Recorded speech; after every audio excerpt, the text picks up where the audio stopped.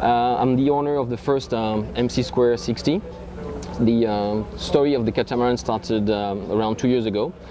I've been a monohull sailor until then, and I decided to move to the catamaran world. And the definition I wanted to have for the catamaran was something that goes very fast, but I still didn't want to have a pure stripped out racer. The idea was to have a very fast cruising catamaran where when I have racing friends on board, we can go very fast, going down from, let's say, Hong Kong to the Philippines. We got a couple of races there, and I'm based in Hong Kong. But once we were down in the Philippines, to be able to have my wife and my kids flying down and spend 1 or 2 weeks cruising with some friends and still be able to manage the boat by one person. So I looked at some production boats, and I also started to discuss with a couple of architects.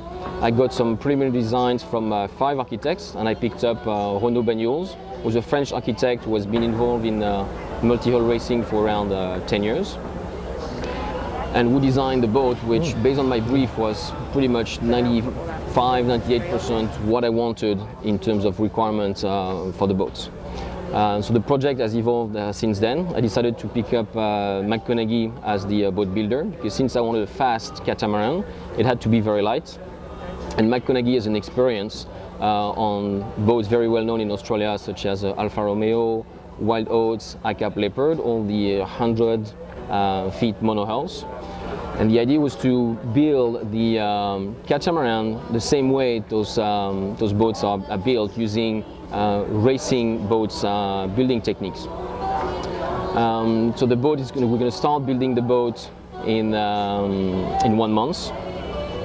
It was originally a one-off custom project, but the idea evolved because I figured at one point that I could not be the only guy in the world who wanted to go fast during cruising.